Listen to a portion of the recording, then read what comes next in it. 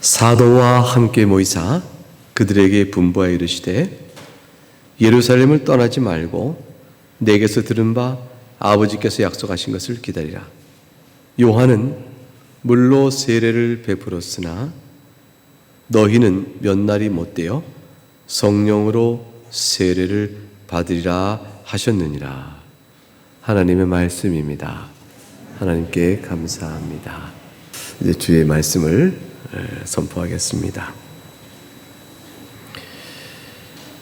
예수님께서는 우리가 지난주에 봤던 3절 말씀에서 알 수 있듯이 주의 제자들에게 40일 동안 나타내 보이셨습니다.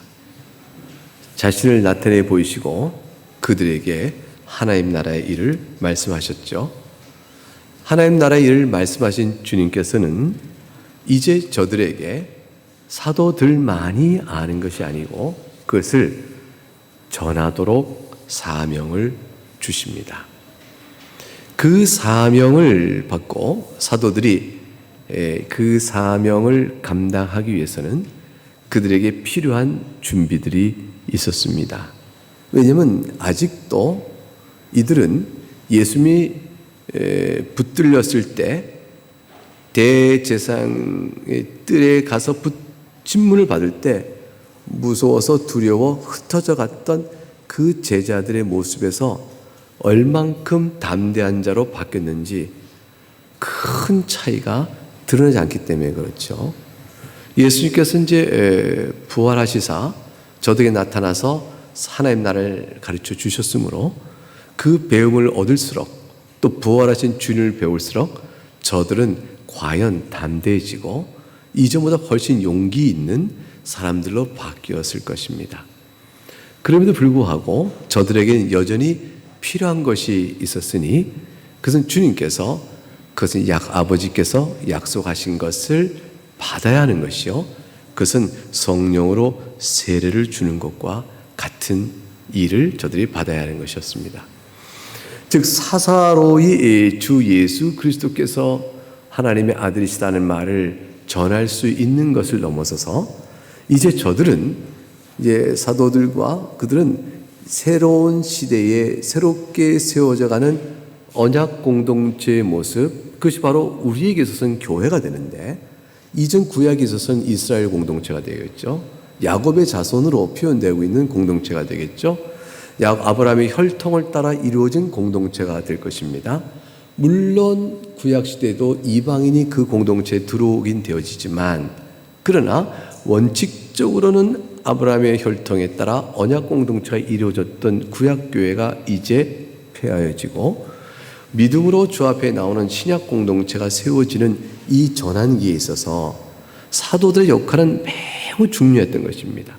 이들이 복음을 전할 때 그들이 전하는 복음은 신약 교회를 세워가는 공적인 직무를 감당해야 될 중체대한 사명이 부여되고 있습니다.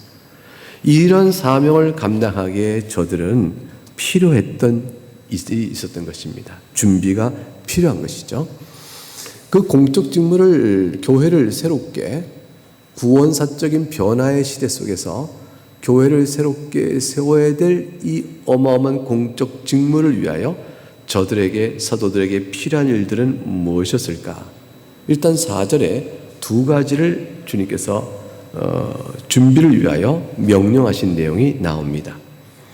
4절은 내용을 보게 되면 분부하여 이르시되 명령이죠. 첫 번째 명령은 예루살렘을 떠나지 말라라는 것이고 두 번째 명령은 내게서 들은 바 아버지께 약속하신 것을 기다리라 하는 것입니다. 떠나지 말고 기다리라고 말했습니다. 예루살렘 떠나지 말라 말씀하신 것은 떠나지 않아야 될 구원사적인 의미가 있지만 우선 정황적으로 보게 되면 아마 예수님의 제자들은 이젠 굳이 예루살렘에 있을 필요가 없을 수도 있게 되어집니다. 왜냐하면 예수님께 승천하시고 나면 그러면 이제 볼 일 다 없어진 거죠. 그러니까 원래 자기 고향인 갈릴리로 가서 거기서 그냥 지낼 수 있는 거죠. 예수님은 살아계신 하나님의 아들이요 그리스도이시다. 그는 십자가에 죽었으나 부활하셨다. 우리 구주가 되신다는 걸 믿고 그리고 이제 그냥 지낼 수 있는 것이죠. 갈릴리에서. 예수님께서는 사도들만을 구원하신 게 아니거든요. 12 제자를 불러서 가룟 유다를 뺀 11명 사도에서 다시 사도를 세우시고 그들만을 구원하고 하신 것이 아니고 그들 통해서 이루실 큰 교회가 있는 거죠. 2000년 역사. 지금 신약교회마다 2000년 흘렀잖아요. 2000년 역사 속에 막 꽃피고 풍성해질 교회의 모든 것을 위하여 그들을 세우시는 거기 때문에 저들에게 주어진 사명의 중차지함과 그걸 감당할 능력의 필요성은 굉장했던 것이죠. 그러니까 주님께서는 이것을 그냥 그들에게 너희가 여지껏 배웠으니 가라! 이러고는 끝낼 수가 없는 거예요. 예수님께서는 이제 실제 공생의 기간 동안에 제자들을 파송할 때도요, 파송할 때도 이적과 표적을 행하는 능력을 주어 파송하셨어요. 그러나 돌아올 때 저들이 뭐냐면 아직도 연약한 상태였죠. 병 고치는 은사만으로 기뻐했어요. 그러나 주님께서는 사탄이 하늘에서 떨어지는 것을 보고 그걸 기뻐하라고 말씀하시고 영적 관점 속에 저들이 있을 것을 되살리셨거든요. 강조해 주셨거든요. 사도들은 계속 배워야 되는 것이고 계속 경험해야 되는 것이고 교회가 무엇이며 그리스도 이 땅에 오셔서 행하신 무엇인가를 계속 선포하며 그것이 실현되는 일을 경험해야 하는 것이죠. 약속된 말씀이 어떻게 성취되고 있는 걸 봐야 되는 거예요. 이제 약속된 말씀이 그리스도 안에서 십자가의 죽으심과 부활로 성취되었으나 그걸 통해 이루실 교회라는 열매, 교회라는 열매. 주께서 오신 궁극적인 목적은 그 모든 구속사역은 바로 우리들을 위한 것이었단 말이죠. 우리들이 구원에 이르게 되는 그걸 통해 드러나는 이 아름다운 풍성한 열매와 강력한 증거를 사도는 봐가면서 힘있게 전파해야 됐습니다. 전파하고 교회가 세워지고 세워진 걸 보고 또 힘있게 전파하고 그리하여 마침내는 그들이 죽을 때까지 순교의 어떠한 상황도 감당할 힘이 있을 만큼 강력한 성령의 역사를 봐야 했던 것이죠. 그걸 위해 그들에겐 준비가 필요했던 것이에요. 그러므로 예루살렘 떠나지 말라 그랬어요. 왜냐하면 예루살렘을 통하여 주께서 이 구원의 복을 전파하시는 구원사적 계획이 있었던 것입니다. 예컨대 이사야 2장 1절과 3절에 가게 되면 이사야서 2장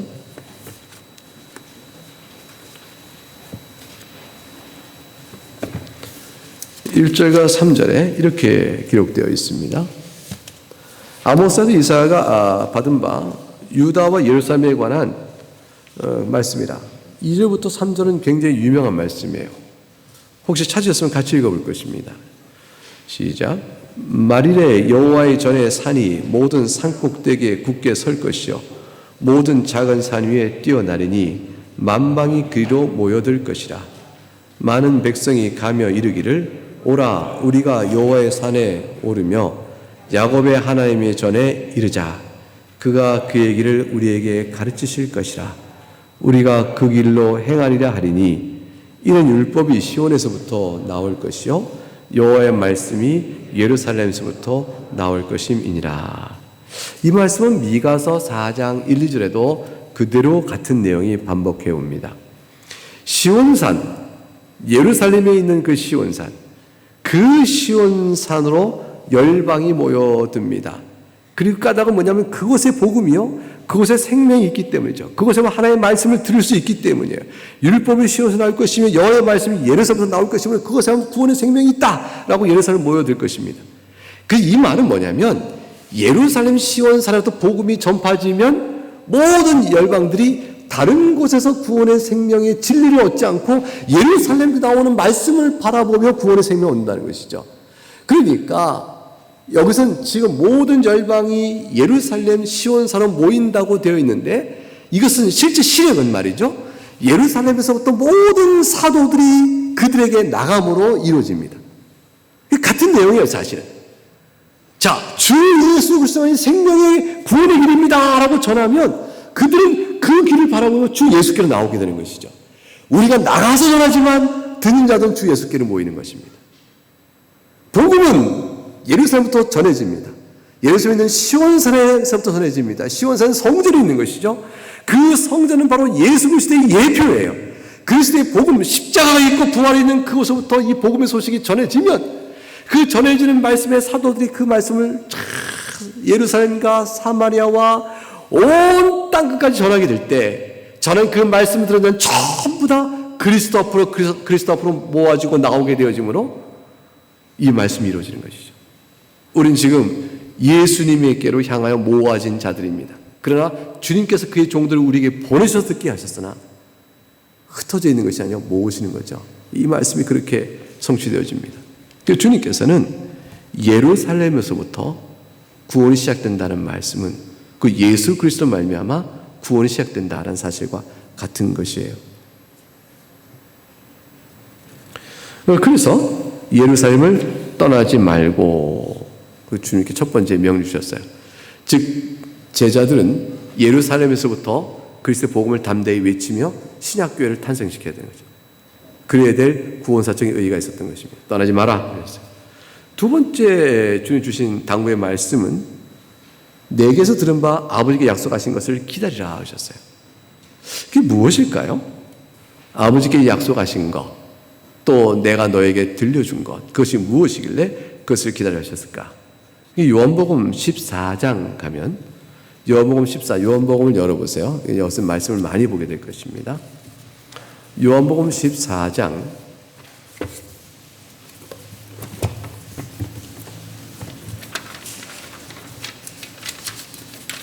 16절과 17절 말씀을 보면 내가 아버지께 구하겠으니 그가 또 다른 보혜사를 너에게 주사 영원토록 너희와 함께 있게 하리니 그는 진리의 영이라. 세상은 능히 그를 받지 못하나니 이는 그를 보지도 못하고 알지도 못함이라. 그러나 너희는 그를 아나니 그는 너희와 함께 거하시며 또 너희 속에 계시겠습니다. 예수님께서는 제자들에게 한 가지 분명한 약속을 주셨죠. 진리의 영을 너희와 함께 있도록 하시겠다고 약속하셨습니다. 이 약속의 말씀이 지금 오늘 본문에서 말씀하고 있는 내용이에요. 너희는 예루살렘에서 머물러 있으면서 아버지께서 약속하신 바 그것을 기다리라. 그 약속하신 바가 진리의 영입니다. 요한복음 14장 다시 25절과 26절을 가보게 되면 역시 진리의 영이요 말씀을 각성케 하는 그 성령에 관한 예언의 말씀이 나옵니다. 25절 26절을 같이 읽어보죠. 내가 아직 너희와 함께 있어서 이 말을 너희에게 하였거니와 보혜사 곧 아버지께서 내 이름으로 보내실 성령 그가 너희에게 모든 것을 가르치고 내가 너희에게 말한 모든 것을 생각나게 하리라 하셨어요. 즉 하나님께서 성령을 보내시면 또한 주 예수께서 말씀하신 모든 것을 생각나게 하시는 그 성령께서는 아까 읽었던 말씀에는 진리의 성령이라고 지금 말씀을 생각나게 하는 성령이죠. 근데 여기서 14장 26절에 뭐라고 했냐면 아버지께서 내 이름으로 보내신다 했어요. 예수의 이름으로 성령을 보내신다. 그럼 보세요. 예수 그리스도와 성령께서는 사역적인 관계 속에서 일하심에 있어서 비분리적이에요. 분리되지 않습니다. 천상에 계신 그리스도께서 그 영으로 행하시는 모든 일들이 성령께서 하시니까 그대로 일치되는 일이에요. 같은 일인 것입니다. 그러므로 요한복음 15장 26절에 가게 되면 이제 내가 아버지께로부터 너에게 보낼 보혜사를 했어요.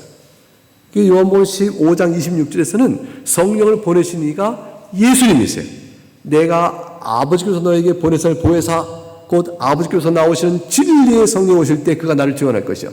성령의 모든 진리 사역은 예수를 증언하는 것이에요. 이게 다른 일이 아니에요.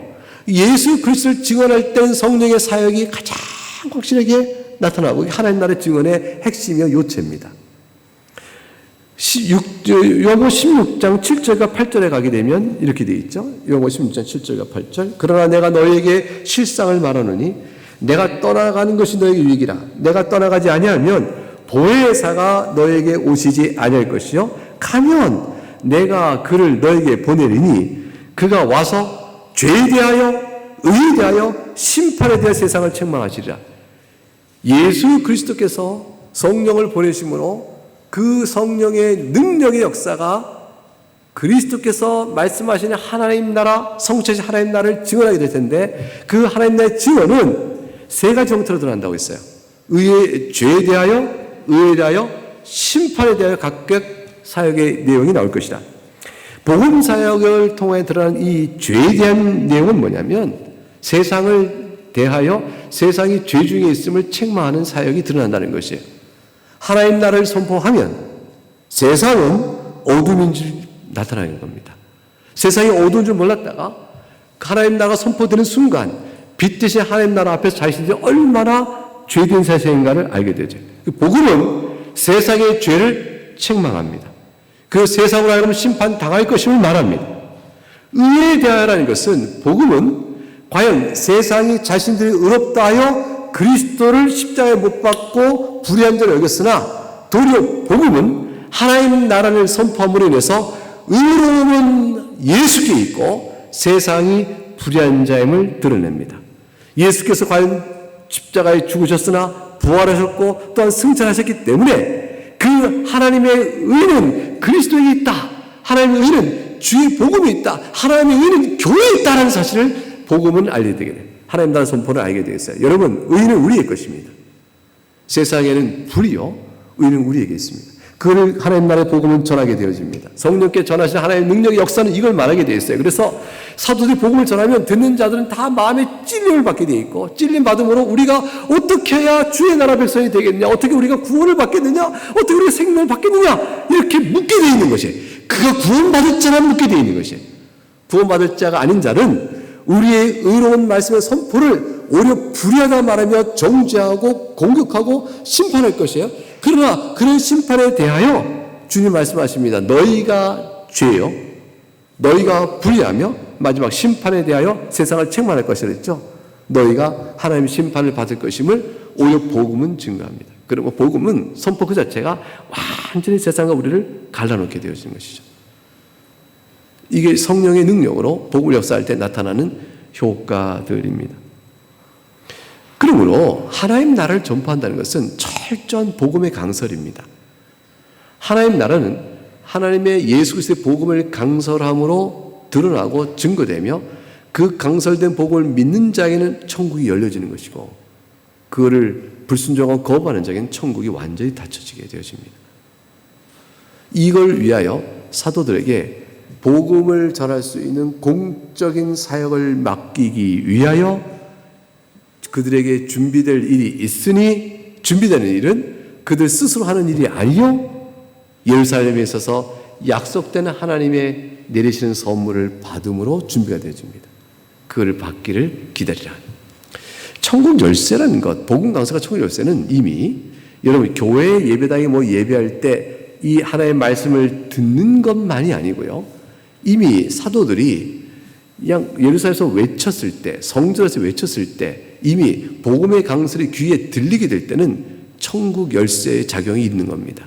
믿을 것이냐, 믿고 구원에 이를 것이냐, 불순종하여 천국 문이 닫힐 것이냐를 경험하게 되어지죠. 그래서 하이델베르 그 요리문답 83문에 이렇게 우리에게 질문이 주어져요.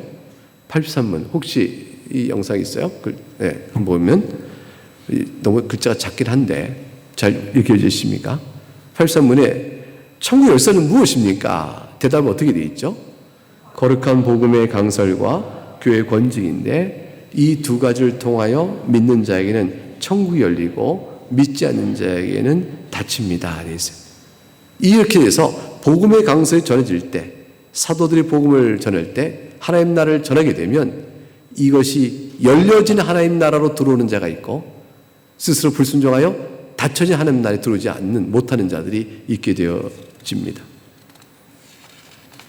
그러면 84문에 거룩한 복음의 강설을 통하여 어떻게 천국이 열리고 닫힙니까? 이게 사도들의 사역이요 지금까지 이어진 모든 말씀의 사역의 성격은 똑같아요. 답이 어떻게 되어 있죠? 읽어봅니다.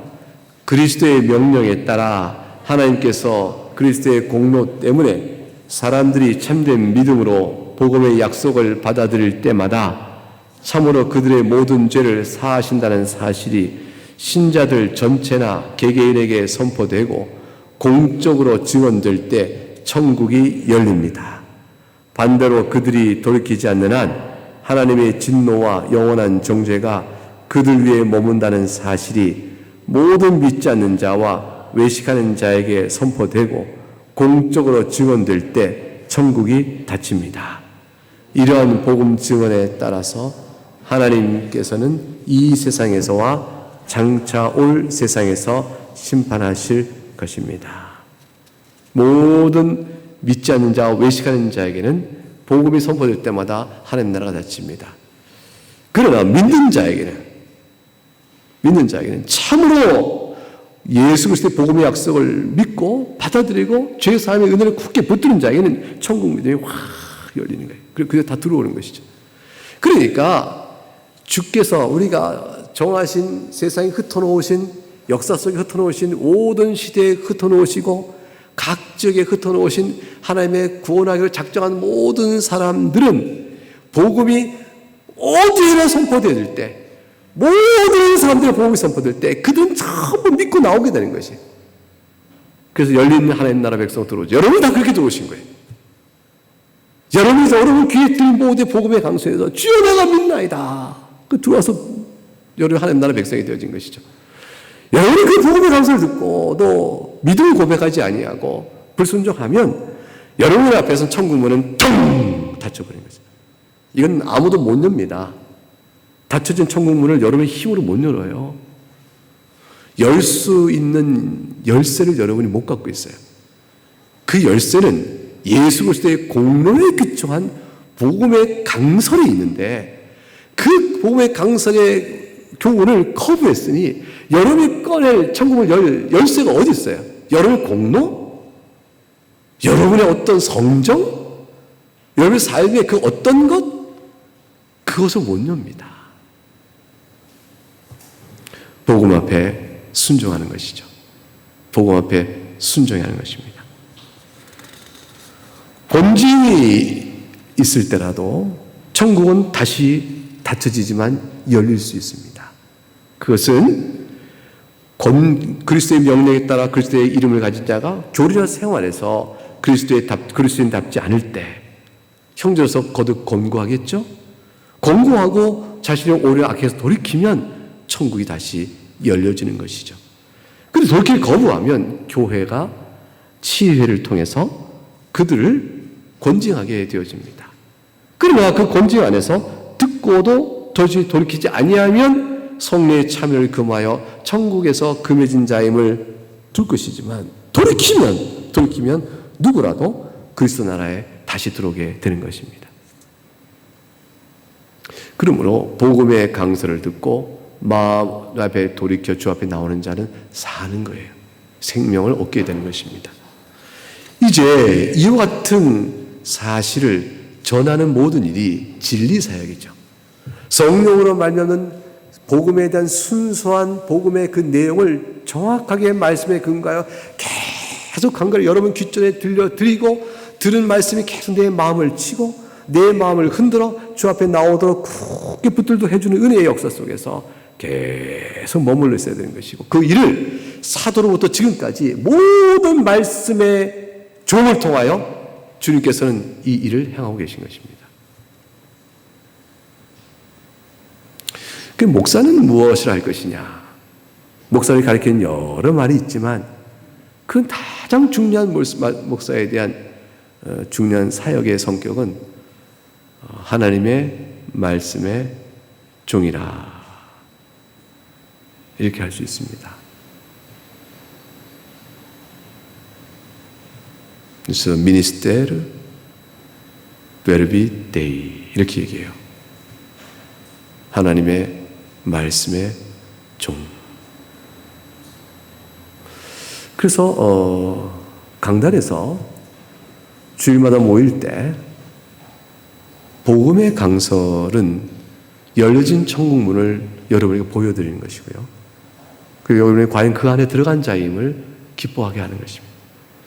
혹 우리 가운데 한 주를 살면서 천국의 백성이 아니라 밖에 내쳐진 자 같은 삶을 살았다 할지라도 또 나에게는 천국에 혹시 닫힌 게 아닐까? 이런 두려움이 있는 그런 한 주의 삶이었을지 몰라요. 그렇다 할지라도 주 앞에 나와 예배하시면서 복음의 강설을 다시 들을 때마다 그 은혜 앞에 엎드려 다시 머리를 숙이고 심령을 낮추며 용서의 은혜의 깊은 감격 속에서 다시 돌이켜 순종하면 천국 문은 쫙 열려있다는 사실을 여러분이 확인하게 되는 것입니다. 천국은 내가 여는 것이 아니고 주의 은혜의 말씀 가운데서 열려지는 것입니다. 이 놀라운 은혜를 전하라 하신 거예요. 전하라. 이를 전하는 일은 하늘에 계신 그리스도와 우리가 하나가 되고 있는 일입니다. 그리스도 안에 주 예수께서 함께 거하신 사실을 보여준 일이에요. 여러분 요한복음 14장 18절과 20절을 가게 되면 이렇게 기록되어 있습니다. 요한복음 14장 18절과 20절. 요한복음 있으니 계속 쉽게 찾으셨으면 한번 같이 읽어보죠. 시작. 내가 너희를 고와 같이 버려두지 아니하고 너에게 오리라. 조금 있으면 세상은 다시 나를 보지 못할 것이로되 너희는 나를 보리리. 이는 내가 살아있고 너희도 살아있겠습니다. 그날에는 내가 아버지 안에 너희가 내 안에 내가 너희 안에 있는 것을 너희가 알리라. 여러분 우리가 그리스도 연합되어 있습니다. 어떻게 합니까? 놀랍지 않아요? 그날에 내가 아버지 안에 있는데 너희가 내 안에 있고 내가 너희 안에 있다. 우리가 그리스도 안에 있고 그리스도가 내 안에 있어요. 이렇게 강한 결합이 어디 있어요? 이렇게 강한 결합은 없습니다. 가장 깊고 분리될 수 없는 결합은 너희가 내 안에 있다로 끝나면 너희가 내 밖에 있다가 될 수 있는데 너희가 내 안에 있고 주님이 이어 뭐라 하셨냐면 내가 너희 안에 있다 했으니 이 결합은 어떻게 분리될 수가 없어요. 절대적인 완전한 결합을 얘기합니다. 이렇게 되어진 은혜가 우리 가운데 있습니다. 이 있는 일이 성령의 보내심, 또 다른 보혜사의 성령의 약속되어진 은혜로 인한 것이에요. 이 놀라운 은혜는 우리가 주의 복음을 증언하는 자요? 아니, 먼저 믿은 자로서 그 복음을 받고 그 복음의 증언자로 사역을 할 때, 활동을 할 때, 복음에 받은 은혜로 성령 안에 내 안에 계심을 기뻐하고 그 정결케 하는 은혜로 인해서 또한 이 복음을 증언하는 자로 살아가는 모든 일 속에서 과연 그리스도가 나와 함께 있고 내가 그리스도에 있음을 말해주는 중요한 본문입니다. 여러분 이 교회 안에 그리스도께서 우리와 함께 하게 하시나요?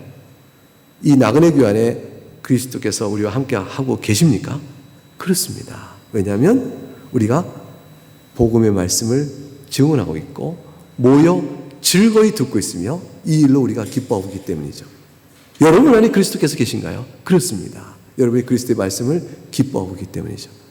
여러분과 그리스도는 서로 안에 있는 일이 우리 안에 놀랍게 이루어진 것입니다. 이것을 가리켜 성령의 역사라 이렇게 볼 것입니다.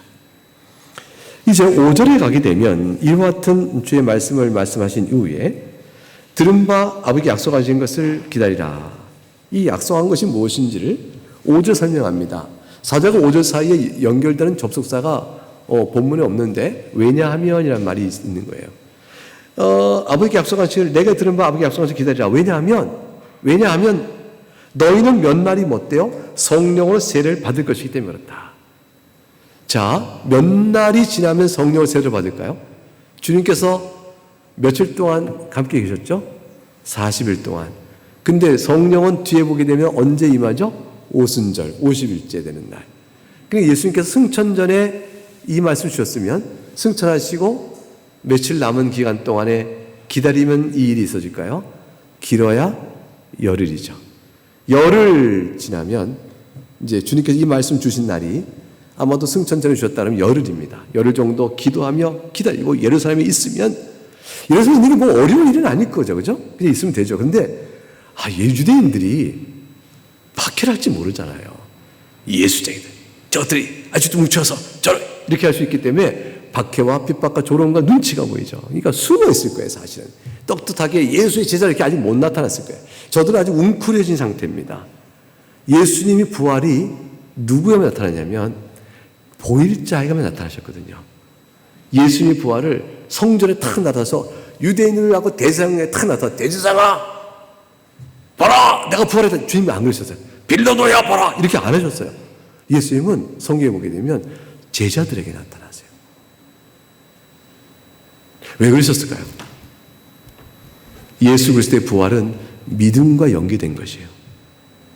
믿지 않는 자도 부활은 사실이기 때문에 부활을 눈으로 부인할 수 없겠지만, 부활은 십자가의 죽으심으로 생명 얻는 자에게 주시는 새 생명의 능력의 역사의 나타남이기 때문에 믿지 않는 자에게 주님이 나타나서 과시할 필요가 없는 거죠. 주님께서 표적을 통하여 믿지 않는 자에게 과시하신 적 없으세요. 주님의 부활은 표적에 대한 성취이기 때문에 믿는 자에게 나타나는 것이 좋게요. 그리고 보지 않고 믿는 자에게 부활의 소식은 계속해서 증언되는 것입니다. 우리 모두가 부활을 보지 못했으나 부활을 이렇게 넉넉히 믿고 기뻐하듯이 주님의 부활의 소식은 주님이 택하신 믿는 자들 향하여 전해질 것입니다. 그리고 주님께서는 믿는 자에게 나타나셨어요. 제자들에게 나타나셨어요. 그러니 유대인들은 예수님이 십자가에 죽었는데 시체가 도둑 맞았거나 사라졌다고 믿고 있는 상황인 것이죠. 저들에게는 아직도 웅크러진 상황입니다. 그러나 저들이 변화합니다. 웅크러진 상황이었으나 여보시오 이스라엘아 들으라, 너희가 불법한 자의 손을 빌어 십자가에 못 박힌 주가 이제 하늘에께서 의인으로 죽음에 가둘 수가 없어 살리셨도다, 이렇게 외칠 수 있는 자로 바뀌어버린 거예요. 이 전적인 완전한 변화들, 그걸 위해서 성령의 세례가 주어질 것을 5절에 약속하신 것이죠. 이게 아버지께서 약속하신 바로 그 내용입니다. 근데 이 세례를 설명하면서 5절에 이 약속된 이익을 말씀하시면서 이것이 무엇인가를 말해주려고 요한의 세례와 비교해서 말씀하셨어요. 그렇죠? 요한은 물로 세례를 베풀었지만 나는 너희에게 몇 날이 못 돼요? 열흘도 안 되는 것이야. 열흘이면 성령 세례를 받을 것이라고 말씀하셨어요. 그때 여러분 생각하세요. 요한의 세례와 비교된 성령의 세례는 어떤 것일까? 요한의 세례를 먼저 봐야겠죠. 마태복음 3장 11절에 가게 되면 요한은 자기가 주는 세례에 대해서 이렇게 설명해요. 나는 너희를 회개케 하기 위하여 물로 세례를 주거니와 내 뒤에 오시는 나보다 능력이 많으시니 나는 그의 신을 들기도 감당하지 못하겠노라. 그는 성령과 불로 너희에게 세례를 주실 것이라. 성령과 불로 너희에게 세례를 준다는 말의 의미는 물로 베푸는 회개의 세례를 넘어서서 성령의 역사로 베푸실 주님의 세례는 말이죠. 물로 자책하여 주의 용서를 구하는 물로 받는 세례가 성령의 세례의 성격으로 되어지는 경우에는 심령이 뜨거워지는 거예요. 죄로 인한 탄식과 아픔이 불에 타듯 아픈 거예요. 이게 불로 주는 세례예요. 그래서 이제 성령과 불로 너에게 세례 줄 것이라는 말은 해석들이 구구한데, 하나의 세례 속에 성령으로 인한 용서받는 기쁨과 성령의 역사로 인한 불타는 죄에 대한 아픔과 고통에 수반되는 회개의 세례예요. 그러니까 회개가 양심의 자책을 넘어서요. 성령에 의한 주 앞의 회개는 내 심령을 타오르는 불처럼 주 앞에서 회개하게 되면서 정결케 하는 은혜로 마음을 바꿔 나가십니다. 그런 세례를 받게 될 것이라 이렇게 되어 있어요. 이것은 세례받는 그 순간의 신앙 고백에 미친 역사뿐 아니라 이 세례로 인해서 성령께서 우리 안에 함께 계시는 일이 계속되어 갈 동안 신자에게 어떤 일이 벌어질 것이냐? 신자에게는 성령의 내주로 말미암아 그 안에서 죄로 인하여 불에 타는 듯한 괴로움이 있게 될 것을 말하는 거예요. 그래서 신자는 죄를 범하는 일이 있지만 믿지 않는 자들이 양심에 가책받는 수준의 죄의 탄식이 아니고 마음에 불에 타듯한 괴로움의 탄식들이 있어요. 그 탄식 때문에 십자가만이 생명인 줄 확 붙게 되는 거예요. 십자가는 그 불에 타는 양심의, 신앙적 양심의 괴로움과 하나님 앞에 죄송스러운 것을 그대로 덮어 깨끗이 해주세요. 성령의 은혜 안에 입은 성도의 세례받은 자의 참된 모습인 거죠. 그런 자가 성령에 의한 믿음의 신앙 고백 같은 자에게 나타나는 역사. 이것이 처음 고백할 때뿐 아니라 평생 신앙생활 하는 동안에 참 신자에게 주어지는 은혜요. 이것 때문에 경건의 삶이 지탱되어 가는 거예요. 경건의 삶이 지탱할 뿐더러 다시 더욱 강해지는 것이죠. 경건의 삶이 성숙해져 가는 것이죠. 그래서 성화의 길이 우리 안에 가능케 되는 일이에요.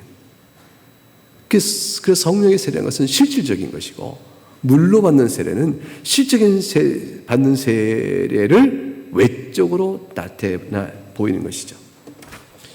이 성령의 세례를 받은 자는 그 은혜 때문에 자신이 구원을 받는 자로서 새롭게 되는 은혜뿐 아니라 더 나아가서 그 복음을 증거하는 자로서의 능력의 부여도 같이 받게 되집니다. 지금 사도들이 받는 이 성령 세례는 두 가지 의미예요. 첫째는 구원사적으로 모든 구원받는 자들이 물로 받은 세례의 참된 영적인 실상이 성령 안에 주어져 그들이 죄에 대하여 불타는 아픔을 갖고 회개하고 나올 때에 용서의 은혜를 지극히 받는 자임을 말해주는 내적인 모든 성도에게 주어지는 은혜가 있고요. 동시에 이 은혜를 받은 자 가운데서 각기 자신의 분량과 형편대로 복음의 증언자로 서게 될 텐데, 복음자 증언자로 쓸 때 필요한 은혜 부으심이 같이 있을 것이다. 근데 이것이 사도에게는 어디 있다? 사도에게는 오순절 성령 강림에 터져 나오는 놀라운 복음 전도의 권능으로 나타나게 될 것입니다. 그래서 사도들에게 주어지는 복음의 권능의 세례 부으심이 우리 모두에게 공통되어지는 성령의 세례 은혜 부으심과 겹쳐서 이들에게 주어지는 것이에요. 그러니까 성령의 세례는 첫째는 1차적으로 모든 교인에게 주어지는 중생의 은혜요, 그로 인해서 주시는 정결케 하는 은혜에 대한 실상입니다. 또 동시에 이때 주어지는 은혜는 사도들에게 있어서는 구원사적으로 오순절 성령 강림 이후에 터져 나올 복음 증거의 권능의 사역들에 대한 은혜입니다. 이 성령의 권능의 부여가 없으면 누구도 하나님 나라를 세워가는 일을 감당할 수가 없어요. 그럼 우리들도 지금 성령의 권능을 사실은 받고 있는 것입니다. 우리 모두가 다 우리가 성령의 세례를 받아 정결케 되고 하나님의 말씀을 사랑하며 죄를 아파하는 그런 믿음의 은혜를 성령께 우리 안에 역사하세요. 이 놀라운 은혜를 받고 있죠. 이런 은혜를 받고 있을 뿐더러 우리는 복음을 증언함에 있어서 힘 있는, 나름의 힘 있는 은사를 받고 있어요. 그게 바로 권능의 역사입니다. 우리는 조리 있게 복음을 말할 수도 있고요, 또는 엄벨에 능하지 못 저렇게 말하지 못하나 우리는 다놓고 예수뿐이에요 라고 말할 수 있는 심령의 담담도 있고요, 어떤 상황이든지 그리스도의 제자로 살아가는 삶의 길을 살아가고자 하는 모습을 통해서 주변의 사람들은 우리를 통해 그리스도를 보기도 합니다. 그 모든 증언의 능력들이 우리 가운데 주어집니다. 어떤 사람 마음이 뜨거워지고 복음을 전도하는 열정이 강해. 그는 한시라도 기회 있는 대로 복음을 예수는 생명으로 전하지 않으면 견딜 수 없는 사람이 있어요. 어떤 이는 그런 열정이 드러나지 않아서 그가 바로 복음의 이 성령이 부으신 권능을 받은 자인가 싶은데, 그들은 다른 면에서 마침내 한 영혼을 향해서라도 자기 복음을 증거하는 자로 살아갈 수 있어요. 어떤 자에게는 그 한 사람에게 10,000명을 하나에 붙일 수 있고요, 어떤 한 영혼을 붙일 수 있습니다. 그러나 그것은 하나님 정하신 일이되 우리에겐 똑같은 동일한 교훈이 있으니, 내가 성령으로 세례받아 은혜를 입어 주의 백성이 되었은즉 주의 복음의 증언자로 살아야겠다라는 이 부르심 앞에서는 공통된 모습으로 우리가 서 있는 것은 우리 모두의 모습입니다. 사도행전의 역사는, 오늘 본문의 역사는 우리에게 어떻게 이 세례를 받는 일이 실상 나타났는지를 계속 이어서 살펴볼 수 있도록 우리에게 이끌어갈 것입니다. 결국 사도행전은 이렇게, 사도행전 전체 역사를 이렇게 요약할 수가 있죠. 그리스도에 인하여 죄 사함 받고 정결케 되어진다. 예수를 말미암아 용서를 받고 우리는 부패한 모든 마음에 정결의 은혜를 받는다. 그리고 이 용서와 정결케 하는 성령의 은혜의 역사를 널리 선포하라. 감없이 선포하라. 그렇게 되면 어떤 일이 벌어질까?